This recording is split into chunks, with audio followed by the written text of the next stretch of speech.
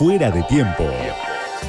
Una hora para saber por dónde van la política y la economía. Diego Genú.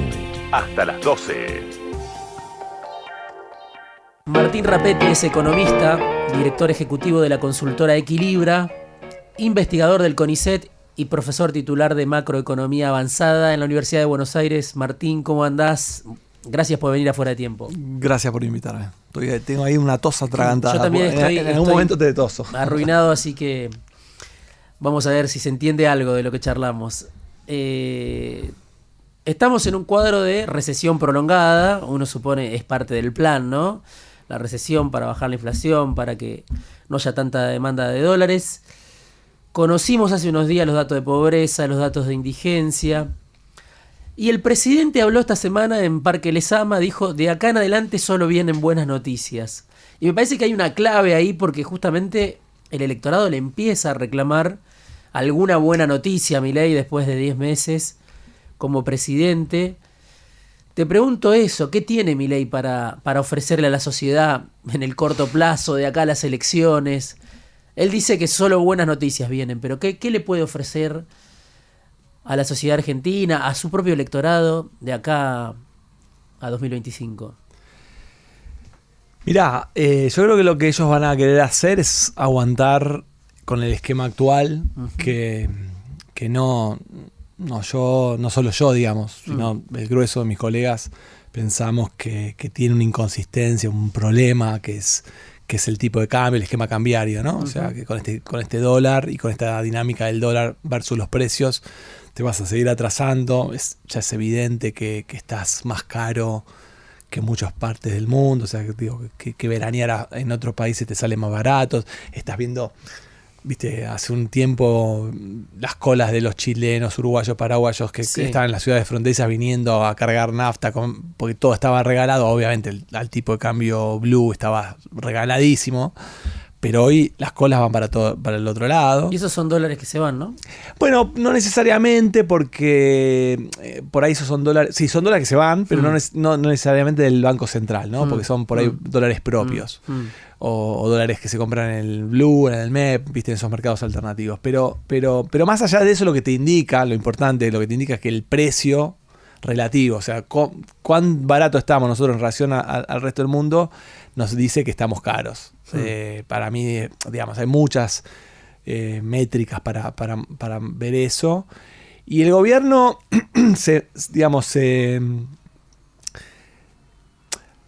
empatizando con el gobierno porque es más fácil, digamos, es más lindo cuando uno complejiza el análisis. Entonces, digamos, si uno se pone en el lugar de quien está conduciendo la botonera, nadie quiere estar en la situación de devaluar.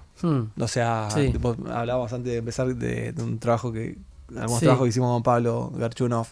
Y lo que vos encontrás es que, así como hay hincha de Boca, de River, de Racing, pero todos hinchas por la selección argentina, acá tenés gobiernos militares, gobiernos democráticos, radicales, peronistas, conservadores, anarcocapitalistas, pero ninguno quiere devaluar. O sea, son todos amantes del tipo de cambio bajo.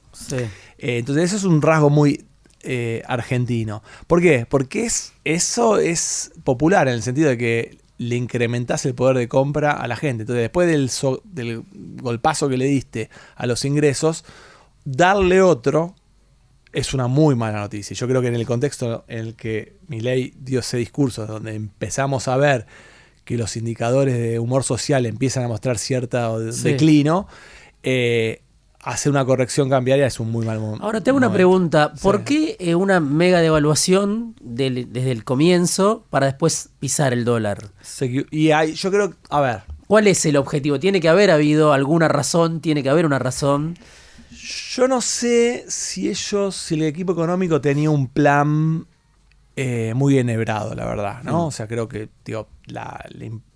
viéndolo un poco desde afuera, el equipo de Caputo no estaba trabajando con Milei, o sea, había otro equipo económico. Entonces yo no sé cuán...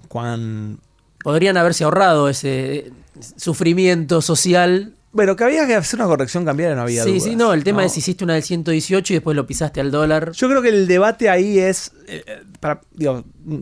cuando nosotros arrancamos el año, nosotros proyectamos la inflación y era mucho más alta de la que termina siendo, ¿no?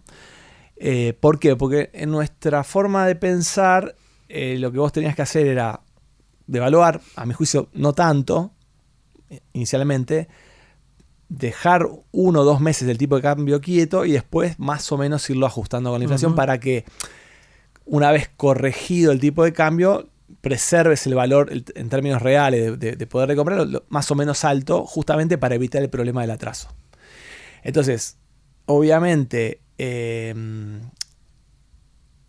eso te iba a implicar tener más inflación, porque si vos en vez de ir moviendo el tipo de cambio al 2% lo hubieras movido al 4, 5, 6% por mes, la inflación hubiera sido más alta. Entonces ahí, digamos, el plan que te estoy sugiriendo acá, desde la platea, uno puede decir, bueno, pará, con ese plan, ¿cómo hubiera sido la popularidad de Milei? ¿Tendría los índices de aprobación que tiene hasta ahora o con esa mayor inflación hubiera sido más complicado? Yo creo que ese plan era un plan que necesitaba otra estrategia política, una estrategia de ampliarse políticamente y buscar más soporte político y no tratar de ratas a los opositores que incluso querían colaborar con él. Entonces, yo creo que ahí hubo una estrategia que a mi juicio fue errada, pero una vez que ya se metieron en esa, ahora ya es medio difícil salir. Entonces yo creo que el gobierno hoy encara hacia seguir con este esquema, buscar dólares de donde se pueda, haces la cuenta y es difícil ver que se puedan llenar esos casilleros de dólares que necesitas llenar. Sí. Pero bueno, me parece que hacia ahí va, a ver si aguanta hasta octubre.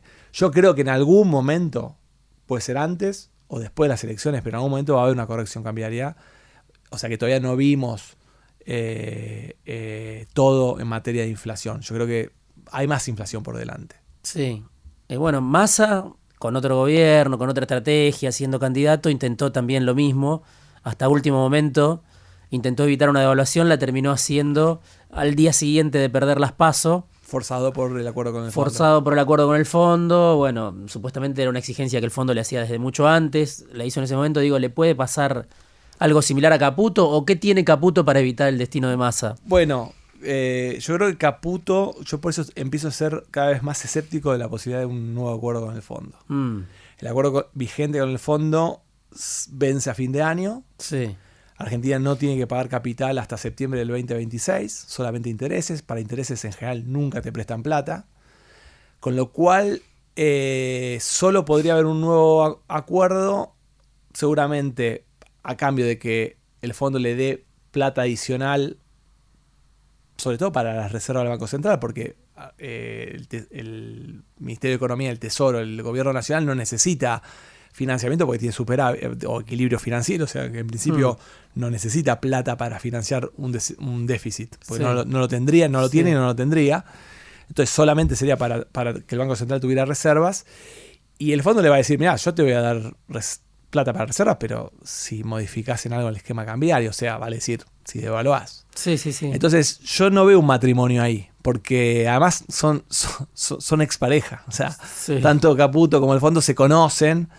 Yo no creo que Caputo tenga ganas de volver a estar en la situación que estuvo cuando era presidente del Banco Central, que el fondo le decía no gastes las reservas, y no creo que el fondo quiera al mismo tiempo tenerlo a Caputo, que sabe que cuando tiene que gastar los dólares que tiene el Banco Central los gasta. Entonces creo que ahí crecientemente tengo duda de que pueda haber un acuerdo. Entonces me parece que puede ser que vayamos camino a un esquema donde no haya ningún acuerdo con el fondo. Eso significa que va a haber menos financiamiento oficial del fondo. Viste que ya empezaron a hablar bilateralmente con China. Eso. Y China es, yo creo que, viste que además, yo creo que fue un furcio, ¿no? En el programa con Susana Jiménez, que Milei dice, que el presidente dice, si le voy a ir a manguear, también le puedo manguear el taxi que le gusta a usted, Susana. Bueno, ¿qué va a manguear? Bueno, va de mínima, entiendo yo, que es lo que te tengo que pagar del swap el año que viene, por favor no me lo cobres, roleámelo, pateámelo para más adelante, eso es financiamiento, eventualmente más plata. Yo no creo que China esté dispuesto a darle financiamiento adicional si no tiene un nuevo acuerdo con el fondo. Claro. Entonces yo creo que ahí cerrada la ventanilla del fondo, se cierran también otras ventanillas oficiales, digamos, de bancos multilaterales. Entonces me parece que va a tener que ir a rascar la olla a otro lado. Entonces, está pensando en un viaje a China en enero, cuando está asumiendo el nuevo presidente de Estados Unidos, casi como cerrando la posibilidad justamente de que el resultado de las elecciones pueda destrabar más fondos para la Argentina, un nuevo acuerdo con el fondo. Sí, también me parece que, digamos, si había una ilusión con que ganara Trump, primero que ahora pareciera que está más difícil, y segundo que me da la sensación de que aunque gane Trump, no es mucha la diferencia de lo que puede recibir del fondo teniendo a Trump o a Kamala Harris de presidente. No cambia mucho porque digamos, ya la deuda con el fondo es muy alta, la exposición del fondo a la Argentina es muy alta. El fondo lo que más quisiera es reducir esa exposición a Argentina. Entonces, yo entiendo que el fondo estaría dispuesto a poner más plata si entiende que esa plata que está dando facilita que Argentina reingrese a los mercados de capitales, y a los ojos del fondo y a la de cualquier economista, eso significa: yo te doy plata para que vos flexibilices el cepo, estés más cerca de una economía normal que va a facilitar el acceso a los mercados de capitales. Entonces, y no lo veo al gobierno en esa sintonía. Entonces me parece que ahí no va a haber macheo, digamos. Te escuché en esta radio hace unos días con Ernesto Tenenbaum que decías, el programa de Milei me hace acordar al de Fujimori, o lo comparabas al de Fujimori en Perú, que impuso, claro, una estabilidad que se mantiene hasta hoy, caen los presidentes, pero la estabilidad o el orden macro que diseñó Fujimori en ese momento, con una inflación muy alta, una hiper, bueno, eso pervivió. Pero claro, estamos en la sociedad argentina y Milei parece que representa una novedad también en ese sentido, lo que la sociedad argentina es capaz de tolerar, ¿no? Sí. ¿Vos crees que Milei está logrando eso, una transformación en el sentido que la sociedad argentina se discipline ante el ajuste como la peruana o como otras sociedades latinoamericanas? Sí, el ajuste, la corrección de Fujimori se parece a la de Milei en el sentido de que hacen un gran apretón fiscal y monetario y un gran ajuste inicial, ¿no? Sí. El de Perú fue mucho peor. Sí. Ese es el punto de contacto. Después todo lo demás es bastante distinto. Y digamos, y el esquema de política económica de Perú hoy, después de muchos años, es mucho más institucionalizado que lo que es el de Argentina. Y de hecho, te diría que lo que menos ha hecho Milei es institucionalizar política económica. Sí. Son más bien decisiones muy propias de él y sin buscar acuerdos con otros actores de la política. O sea que en ese sentido no lo veo para nada parecido al Perú de hoy, al menos. Sí. Pero la sociedad argentina, ¿cómo la ve frente al ajuste? Porque es alguien que lo prometió en campaña, que lo está haciendo, que no se lo está cargando a la casta. Yo creo que, la verdad que yo nunca lo escuché, es más, o sea, él dijo que el ajuste lo iba a pagar la casta. O sea, digamos, la verdad que en eso, o sea, digo, él prometió ajuste, es verdad que no es que dijo no voy a hacer ajuste. O sea, él habló de ajuste, pero habló de que el peso de ese ajuste no caía sobre la sociedad. Por eso lo votaron, ¿no? No sé si por eso lo votaron. No sé si por si eso. hubiera dicho lo van a pagar ustedes, cada uno de los votantes que ganan un ingreso. Lo sorprendente es que una vez que pasó, no es que los índices de popularidad cayeron brutalmente. Me mentiste. Yo creo que él, digamos, no dijo la verdad. Sí. No siendo muy distinto a ningún candidato a presidente o político en campaña. Sí. Lo sorprendente sí es que la sociedad, aún si fue engañada, lo bancó, lo vine bancando. Sí. Muy sorprendentemente, porque vos me hacías esta entrevista a mí en diciembre del año pasado, antes que asumiera, y me decías, va a pasar todo esto, y yo te decía, va a ser un caos la sociedad argentina. Y no hay piquetes en las calles. Y los índices de popularidad del presidente hasta acá se mantienen. Bien cayendo, pero son altos, ¿no? Digamos, o sea, creo que nos tomó a todos por sorpresa. Pero justamente, volviendo al comienzo, la necesidad de Milei de decir ahora solo vienen buenas noticias es como que se agotó el show, digamos, o se agotó una etapa, ¿no? Pareciera que sí. Yo no descarto que... A ver, yo creo que la economía, efectivamente los datos nos muestran que ya tocó un piso y empezó una recuperación. Es una recuperación, a mi juicio, hasta acá muy magra. Julio mejoró bastante, pero nuestros datos que anticipan bastante bien los datos del PBI mensual, que se llama EMAE, nos dicen que agosto sufre un retroceso versus julio, o sea que subió julio, vuelve a caer la actividad. Habría caído en agosto. Todo parecía indicar que septiembre fue un poco mejor que agosto, pero no. Entonces no es una recuperación en B. Yo no la veía al principio, no la estábamos viendo ahora, pero sí te diría que me parece que ha comenzado una tenue recuperación. Ahora, ¿se puede sostener esa recuperación? Yo creo que sí, en la medida que el gobierno evite una devaluación.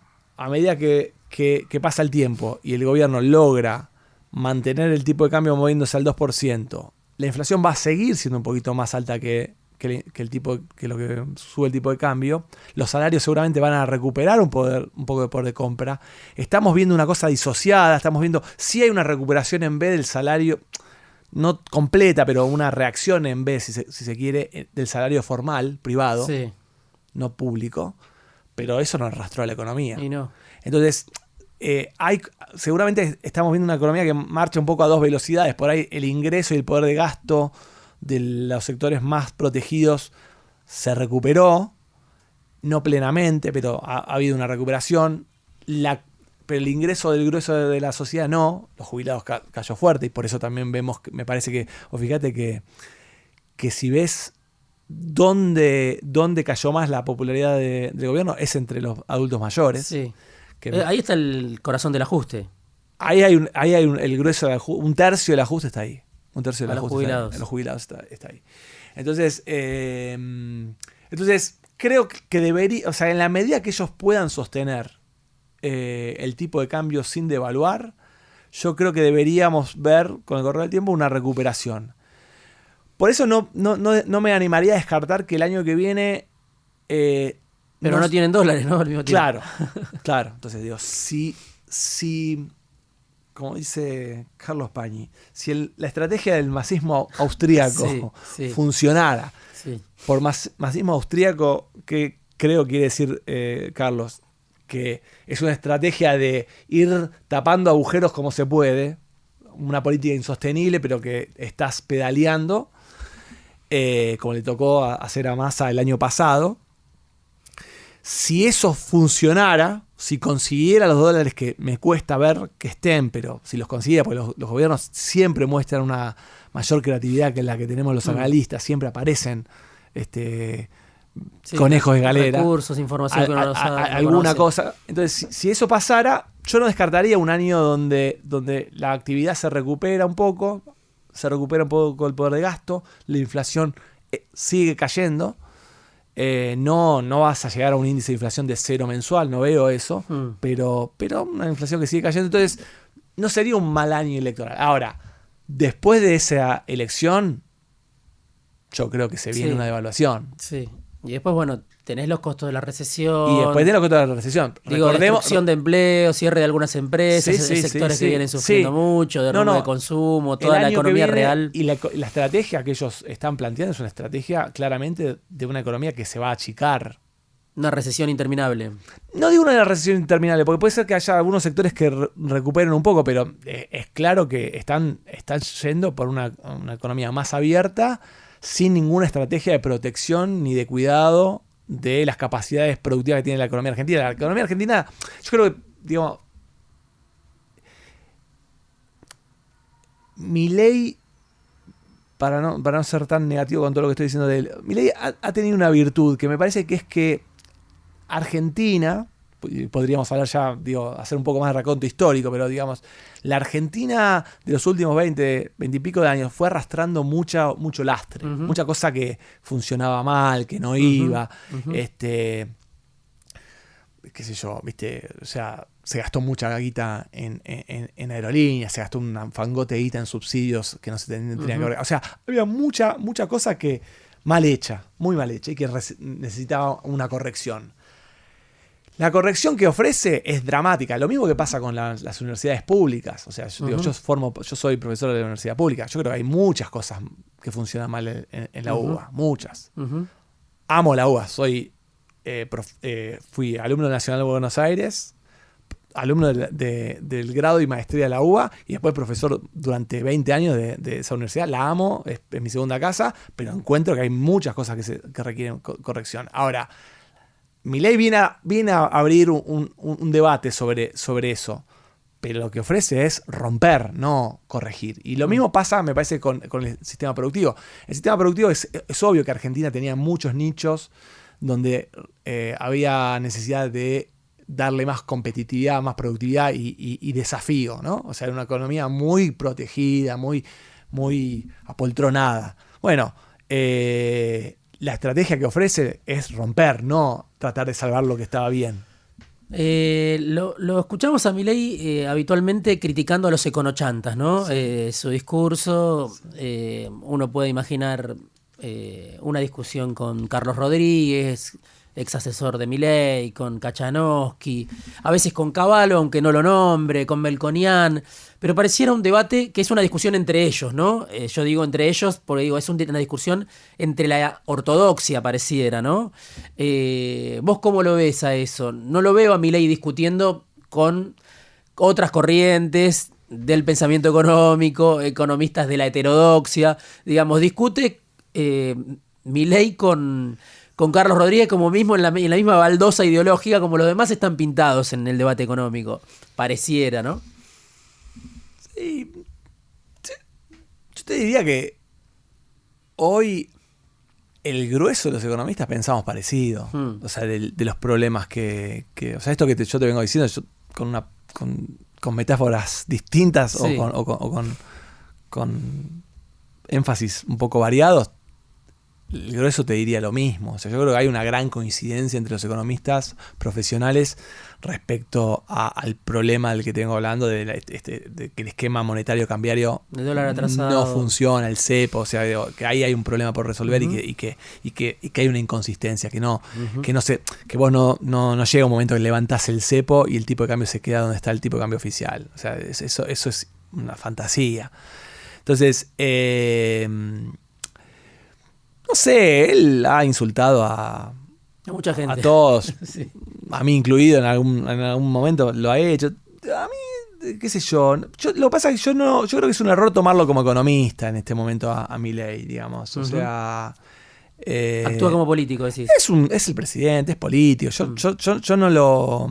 Actúa como político en el sentido de que atrasa el dólar para tratar de sostener la inflación, para tratar de ganar las elecciones. Y después dice, ve y está bien. O sea, un presidente o un ministro de Economía no tiene que ser un profesor de economía, no puede ser un profesor de economía o un economista profesional. O sea, lo ideal, cuando vos querés hacer un programa que funcione, que convenza a la gente, es tratar de tener un programa que sea consistente, que sea lógico. Pero si yo fuera ministro de Economía no te podría decir, y lo veo un poco atrasado. La verdad, te confieso, Diego, y sí, estoy un poco preocupado por el dólar. Porque mañana todo el mundo vuela el dólar. Entonces, obviamente yo no puedo... Pero en el caso de Milei, digo, para no ensanchar la respuesta, yo nunca me pareció una persona que, digamos, que fuera muy sistemática en lo que dice. Sí. Pero ahora es presidente, o sea que ni siquiera vale la pena... Hay un cálculo que hace la política o alguna dirigencia política que es, bueno, Milei está haciendo el trabajo sucio, ¿no? Estos desórdenes que vos mencionabas, todas las cosas de arrastre que estaban mal, viene Milei con la motosierra, con un grado de crueldad considerable y arrasa con todo. Bueno, el próximo presidente, en caso de no ser Milei, se va a beneficiar de esto. ¿Cómo ves ese razonamiento? Digo, ¿esto puede redundar en un beneficio para la política? ¿La Argentina que viene después de Milei es más fácil o más difícil de gobernar? ¿Qué te imaginas? Bueno, es muy largo plazo, digo, eso, la verdad que... No, o sea, porque además en el supuesto en el que vos estás planteando la pregunta, que es que, digamos, suponiendo que son 4 años. Si son 4 años es que de alguna manera no fue exitoso, ¿no? Y si no es exitoso, hay que ver en qué sentido no fue. Si no es exitoso porque tiene una gran crisis. Digo, bueno, entonces no sé si es fácil esa Argentina. Viste, como que a Roberto Labaña muchas veces la gente le bajaba el precio y decía, bueno, él agarró ya todo el ajuste hecho. Pero cuando yo me acuerdo porque eran mis primeros pasos profesionales cuando asumió Labaña. Sobre la baña todo el mundo pensaba que se iba a las 2 semanas. O sea, digo, cuando la situación es caótica, o sea, por más que te hayan limpiado un poco la cancha, es complicado. Entonces, sí creo que hay una cosa que me parece que, no sé si es un cambio cultural o no, pero me parece que Milei trajo una cosa valiosa al debate, que es que ¿qué tipo de Estado necesita Argentina? Yo creo que los gobiernos, sobre todo de Cristina Kirchner, ¿no? Y en alguna medida también el de Alberto Fernández, porque el de Alberto Fernández, más allá digamos, de todas las cosas que han salido últimamente, es más complicado también a veces evaluarlo por la pandemia. O sea, digo, qué sé yo, ¿no? Digo, hay que estar ahí. Pero claramente hubo una idea donde los equilibrios macroeconómicos no se necesitan, no se requieren en la economía. O sea, crecer con inflación está bien, tener déficit fiscal no importa, si no tenés financiamiento externo no pasa nada porque son capitales buitres. Pero ya Macri buitres. había traído toda esa agenda, ¿no? En su momento. Está bien, pero la sociedad no terminó de comprar, me parece. Y salió mal también. Y salió mal, sí. Pero me parece que hoy hay una en la conversación pública, el hecho de que Milei venga y diga, o sea, porque acordate que Macri, para ser presidente, ¿qué dice? Yo no voy a estatizar, privatizar aerolíneas. No voy a cambiar nada. Claro, no, yo con eso Llegó no me meto. pidiendo perdón prácticamente. Claro, yo eso no lo voy a tocar. No, aerolíneas, quédense tranquilos, muchachos. Yo eso no lo toco. Pero estuvo al frente de todo. ¿Y qué hace Milei? Milei dice, me quiero pelear contra aerolíneas porque gano popularidad. O sea, entonces la sociedad cambió. Sí. La sociedad me parece no estoy diciendo que sea un cambio permanente necesariamente, pero sí advierto un cambio. Entonces, y creo que es un cambio para bien, porque me parece que, digamos, yo me considero dentro del campo, llamémoslo progresista, ¿no? Creo que el Estado tiene un rol relevante en la economía. Creo que la intervención pública es importante en muchos aspectos en la política económica. Pero esas banderas se tergiversaron brutalmente. O sea, se pervirtieron. Entonces, es un gran desafío, porque incluso, digamos, uno de los problemas que tenemos las personas como yo es que si vos decís, es como que decís sí, pero, ¿no? O sea, sí. es como más complicado, porque tenés que modular, porque en un debate donde son dos polos, Estado sí, Estado no, todo mercado, todo, y cuando decís, no, mira, en realidad la cosa es más compleja y tiene matices, es un discurso que atrae poco. O sea, ya seguramente el que está escuchando al otro lado dice, uy, qué aburrido Rapetti, o sea, me la empezó a complicar. ¿Es Estado o no es Estado? ¿Es mercado? No. Y le pasa a los políticos que y les pasa a los políticos. Caminar esa, y les pasa a los políticos. Y les pasa a los políticos. Entonces, yo creo que en ese sentido mejoró la conversación porque definitivamente lo que hizo el cristinismo en materia económica fue una cosa muy desastrosa. O sea, se alteraron los índices de las estadísticas del INDEC y se pensaba que eso no importaba nada.